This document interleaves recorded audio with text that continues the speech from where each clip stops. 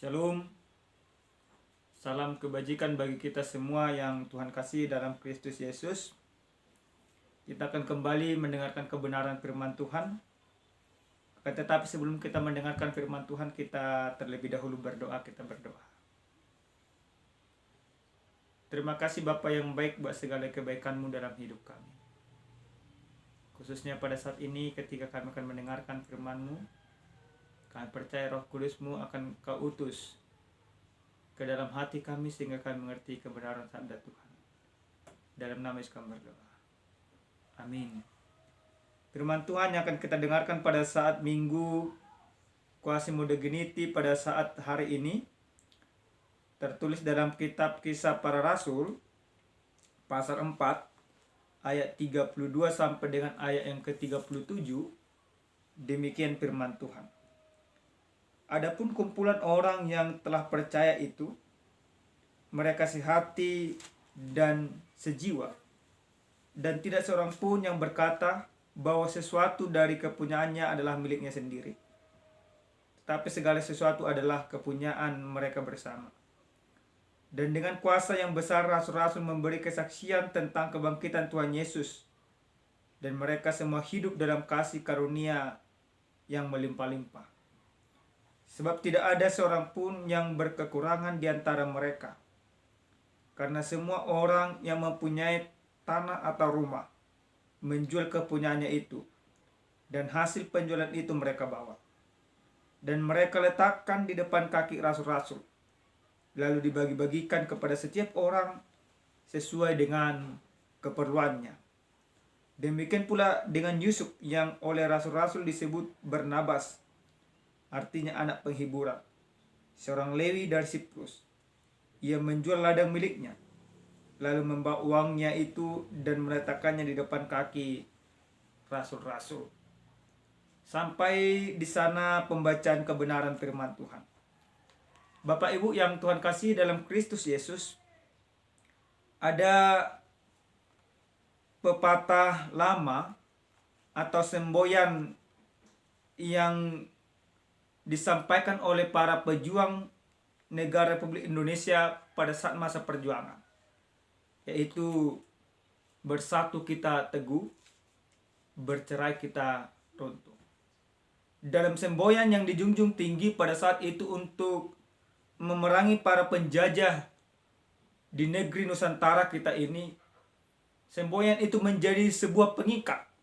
Semboyan itu menjadi satu jiwa di dalam menghalau penjajah yang ada di negara kita. Kalau kita memang melihat di dalam kehidupan kita, semboyan itu sangat baik jika itu kita lakukan di dalam kehidupan. Ketika kita bersatu, maka kita akan teguh. Tetapi ketika kita hanya memikirkan pribadi lepas pribadi, maka cepat atau lambat kehancuran akan terjadi.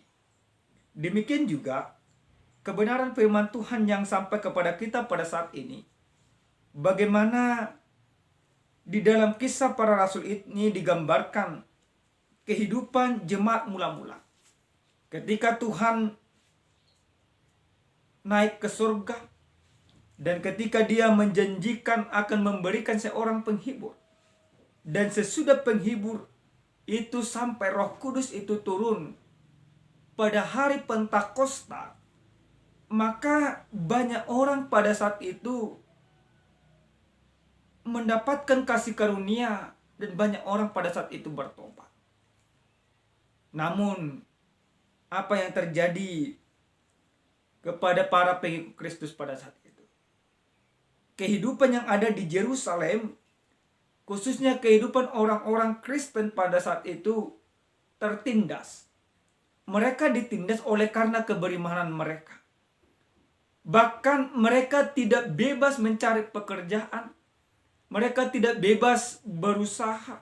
Mereka tidak bebas melakukan segala sesuatu oleh karena mereka Kristen. Maka orang Kristen pada saat itu yang ada di bawah pemerintahan Romawi tertindas.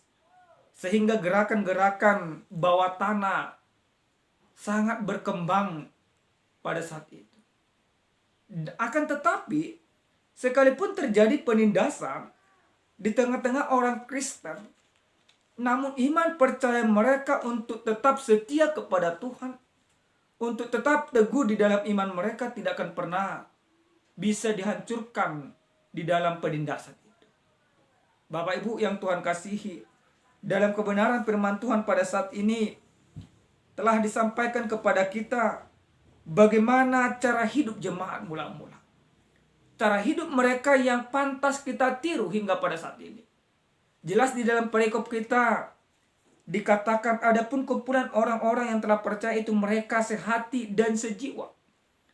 Sehati dan sejiwa, dan tidak seorang pun yang berkata bahwa sesuatu dari kepunyaannya adalah miliknya sendiri. Yang artinya seperti apa? Kehidupan jemaat mula-mula yang diberkati oleh Tuhan, yang sudah dicurahkan Roh Kudus dan yang sudah hidup di dalam keselamatan yang Yesus bawakan, mereka mampu mengasihi sesamanya dengan sehati sejiwa. Mereka mengesampingkan yang namanya keinginan-keinginan pribadi, tetapi mengutamakan yang namanya kehidupan bersama. Dengan cara demikianlah, dengan cara saling peduli satu sama lain, maka kehidupan jemaat mula-mula tetap bisa berjalan dengan teguh. Di sana tidak ada pengelompokan. Tidak ada dikatakan kelompok orang kaya, kelompok orang miskin, kelompok orang berada, dan kelompok orang yang tidak berada. Semuanya mereka sama. Sama di dalam kehidupan, sama di dalam kepedulian. Yang pasti, kehidupan jemaat mula-mula itu benar-benar menunjukkan kehidupan yang menyenangkan hati Tuhan. Bapak Ibu yang Tuhan kasihi dalam Kristus Yesus, dalam ayat yang ke-33 dikatakan, dan dengan kuasa yang besar rasul-rasul memberi kesaksian tentang kebangkitan Tuhan Yesus, dan mereka semua hidup dalam kasih karunia yang melimpah-limpah. Tidak ada yang namanya kekurangan. Sekalipun terjadi penindasan, sekalipun terjadi tekanan, akan tetapi ketika jemaat mula-mula saling peduli satu sama lain, saling melengkapi, maka jemaat mula-mula kehidupan mereka tetap melimpah-limpah. Melimpah-limpah dalam arti bukan mereka menjadi kaya, tetapi dalam halnya memberi. Disitulah kasih karunia dan kebangkitan Tuhan Yesus benar-benar nyata di dalam kehidupan jemaat mula-mula. Bapak Ibu yang Tuhan kasih dalam Kristus Yesus, dalam ayat yang ke-34 dikatakan juga, sebab tidak ada seorang pun yang berkekurangan di antara mereka, karena semua orang yang mempunyai tanah atau rumah menjual kepunyaannya itu, dan hasil penjualan itu mereka bawa. Nah, apa yang harus kita imani dari kebenaran firman Tuhan ini? Sesuai dengan tema yang sampai kepada kita pada saat ini, membangun persekutuan yang saling mengasihi. Yang pertama sekali yang harus kita tiru dari kebenaran firman Tuhan ini, yaitu kepedulian. Ini yang harus kita tiru. Bagaimana kehidupan jemaat mula-mula mereka saling peduli satu sama lain. Kepedulian itu menjadi jiwa jemaat itu, menjadi jiwanya. Kepedulian menjadi gaya hidup. Kepedulian menjadi sebuah tanggung jawab. Nah, kalau kita melihat di dalam kehidupan kita sekarang ini, Bapak Ibu, soal kepedulian sangat-sangat minim sekarang ini. Yang ada justru yang terjadi di zaman sekarang ini, di zaman modernisasi pada saat ini, yaitu hidup individualis. Hidup memikirkan diri sendiri.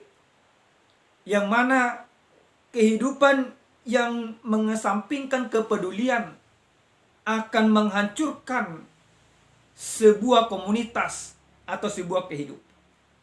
Bapak Ibu yang Tuhan kasihi, kalau boleh kita lihat sekarang ini, korupsi merajalela di mana-mana. Ketidakjujuran juga sudah menjadi barang yang lumrah. Untuk mencari orang-orang yang jujur pada saat ini sangat sulit. Untuk mencari orang-orang yang peduli.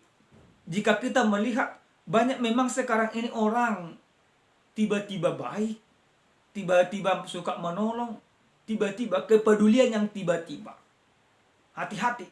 Ketika kepedulian yang tiba-tiba yang terjadi kepada sebuah perkumpulan, maka kepedulian ini cepat atau lambat justru akan menghancurkan persekutuan itu, perkumpulan itu, atau organisasi itu. Akan tetapi ketika kepedulian itu menjadi sebuah jiwa di dalam sebuah organisasi, di dalam sebuah kehidupan, maka indahnya kehidupan akan didapatkan dimanapun kita berada.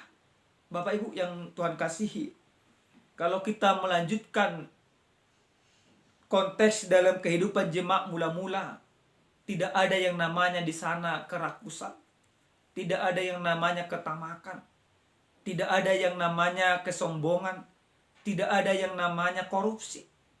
Tetapi yang ada di dalam kehidupan jemaat mula-mula adalah saling mengasihi, saling membantu. Di jemaat mula-mula tidak lagi memikirkan apa yang bisa kudapatkan dari orang lain, tetapi di dalam kehidupan mereka apa yang bisa kuberikan kepada sesama aku. Di dalam perikop kita jelas dikatakan seorang yang bernama Yusuf atau Barnabas, seorang yang percaya kepada Tuhan, seorang orang kaya dari suku Lewi, dari daerah Siprus, orang yang berada, dia rela menjual segala sesuatu yang ada padanya demi kepentingan orang lain. Nah, Bapak Ibu, apakah ini bisa kita tiru di dalam kehidupan kita? Dikatakan membangun persekutuan yang saling mengasihi. Yang kedua, yang harus kita imani di dalam kebenaran firman Tuhan, bagaimana membangun persekutuan yang saling mengasihi. Jangan memikirkan diri sendiri. Ini sangat perlu. Jika kita menginginkan baik di dalam kehidupan, baik di dalam rumah tangga, baik di dalam persekutuan, hanya memikirkan diri sendiri, maka cepat atau lambat kekecewaan atau perpecahan atau kehancuran pasti terjadi. Firman ini mau mengajarkan kepada kita, ketika kita sudah hidup dan sudah menghidupi kebangkitan Tuhan Yesus di dalam kehidupan kita, kita akan menjauhkan dari prinsip-prinsip ketamakan, prinsip-prinsip memikirkan diri sendiri. Tetapi yang akan kita bangun adalah prinsip untuk saling mengasihi, prinsip untuk saling memberi, prinsip untuk saling membangun satu sama lain. Biarkan orang lain terbangun oleh karena keberadaan. Yang terjadi pada saat ini tidak demikian.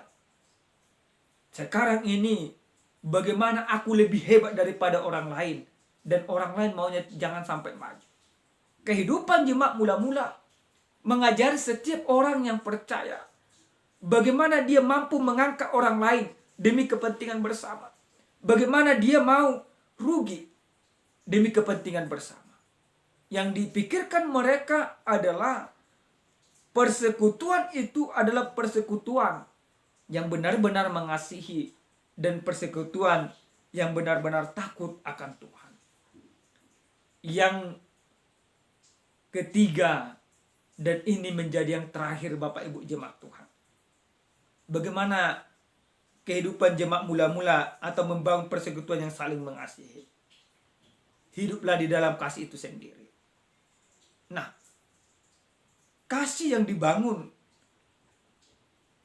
di dalam kehidupan jemaat mula-mula adalah kasih yang benar-benar berasal dari Tuhan.